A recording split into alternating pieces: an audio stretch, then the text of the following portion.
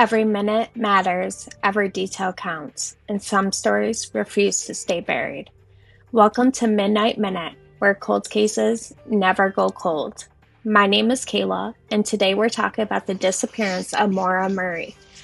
On a cold February night in 2004, a 21-year-old nursing student crashed her car on a dark, snow-covered road in rural New Hampshire. She spoke to a bus driver. She appeared shaken but unharmed. Police arrived less than 10 minutes later, but Maura Murray was already gone. No witnesses saw where she went. No footprints clearly led away from the scene. No confirmed sightings followed. Nearly 22 years later, her disappearance remains one of the most debated and unsettling missing persons cases in history, and it is still unsolved. So who was Maura Murray? Maura Murray was born on May 4, 1982 in Brockton, Massachusetts. She was the youngest daughter of Fred and Lori Murray and grew up in a large, athletic family with 4 siblings. From a young age, Maura stood out. She excelled both academically and athletically, earning a reputation as a driven and disciplined student. She held multiple track and field records and played competitive AAU basketball. Friends and family remember her as kind, intelligent, and deeply dedicated to whatever she put her mind to. After graduating at the top of her class from Whitman-Hanson Regional High School, Maura earned acceptance to the United States Military Academy at West Point, an achievement that speaks volumes about her discipline and capability. But during her second year, Maura began to realize that military life wasn't for her. She made the difficult decision to leave West Point and later transferred to the University of Massachusetts Amherst to pursue a degree in nursing. At UMass, Maura worked 2 jobs, one in dorm security and another part-time position at the campus art gallery, while balancing a demanding academic schedule. Those who knew her described Maura as private and reserved. She wasn't someone who shared her struggles openly. Supervisors later described her as a bit of a loner, hard-working, polite, but guarded. And in early February of 2004, something appeared to be weighing heavily on her. In the days before Maura vanished, a series of events unfolded that, in hindsight, raised troubling questions. On the evening of February 5th, Maura received a phone call from her sister, Kathleen. The contents of that call have never been publicly detailed, but what is known is that Maura became visibly upset afterward. When a supervisor checked on her around 1 a.m., Maura appeared deeply shaken and emotional. Just days later, on Saturday morning, Maura's father, Fred, came to visit her in Amherst. The purpose of the visit was practical. He was helping her shop for a new car. That night, Maura borrowed her father's vehicle and went to a party. In the early morning hours, around 3:30 a.m., Maura crashed a car into a guardrail while driving back to her father's motel. The car was damaged, but Maura was physically unharmed. Then came Monday, February 9th. That morning, Maura emailed her professors stating that there had been a death in her family and that she would need to be absent for the upcoming week. There was no death in the family. Later that day, Maura stopped at an off-campus ATM and withdrew $280, nearly all the money in her bank account. She then visited a liquor store, purchasing approximately $40 worth of alcohol. She used her personal computer to search MapQuest directions to Stowe, Vermont, and search for rental properties in the White Mountains.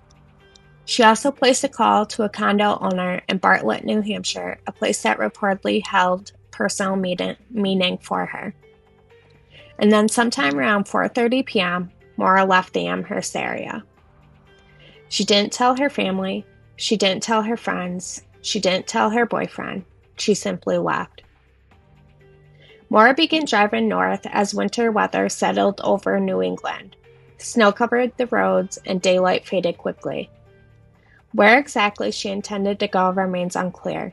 There were no confirmed reservations, no clear destination, only searches, a phone call, and a drive into rural New Hampshire. By the time Maura reached Grafton County, night had fully fallen. At approximately 7:27 p.m., a resident of Haverhill, New Hampshire, called to report a car accident near her home on Route 112, also known as Wald Amanuensick Road. The road is known for a sharp, nearly 90-degree curve, a spot where many accidents had occurred before. Maura's black Saturn had spun into a ditch, the airbags deployed, the windshield cracked, the roads were snow-covered and icy. Shortly after the crash, a local bus driver stopped and spoke with Maura. He later said she appeared shaken, but not injured. When he offered to call for help, Maura told him she had already contacted AAA despite the fact that there was no cell service in that area. The bus driver, uneasy about the situation, returned home and called 911 at 7:42 p.m. When the first officer arrived on scene at 7:46 p.m., Maura Murray was gone. Maura's car was locked. Inside, investigators found a box of red wine behind the driver's seat. Wine stains were visible on the ceiling and door. A Coke bottle containing a red liquid was also found inside the vehicle. A rag was discovered stuffed into the tailpipe, something Maura's father later explained he had advised her to do to prevent smoke from the exhaust. Missing from the scene were Maura's cell phone and backpack.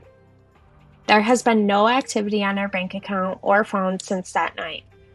Despite the surrounding snow, investigators reported no clear footprints leading into the nearby woods.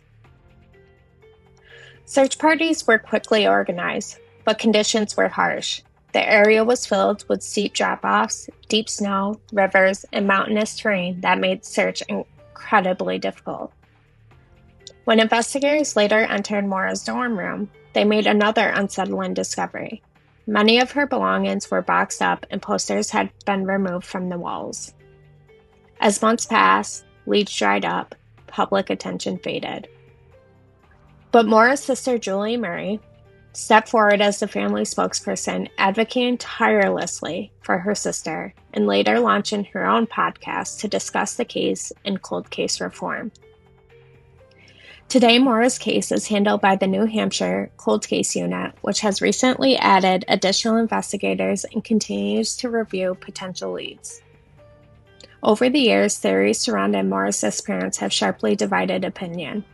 Some believe Maura ran away to start a new life. Others believe she encountered foul play in the narrow window of time between the crash and police arrival. A local resident later claimed he saw a woman running down the road that night, but did not report it at the time. That same individual reportedly refused a search of his own property. A man named Larry Moulton accused his brother of killing Maura, even handing over a knife he claimed was used in the crime. Whether that knife was ever tested for DNA remains unclear. There have also been reported sightings of Maura in Canada, though none have ever been confirmed. What Maura's family has consistently stated is this: they do not believe she took her own life.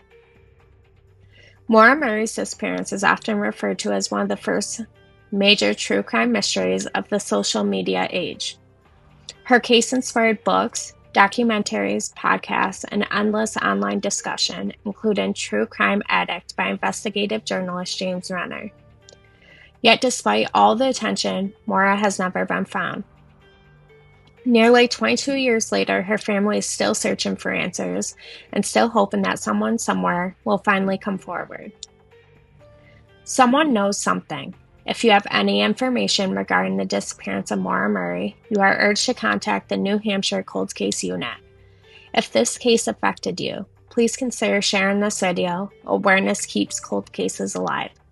And if you want more carefully researched true crime stories, subscribe to Midnight Minute, where every minute matters and every story deserves to be remembered.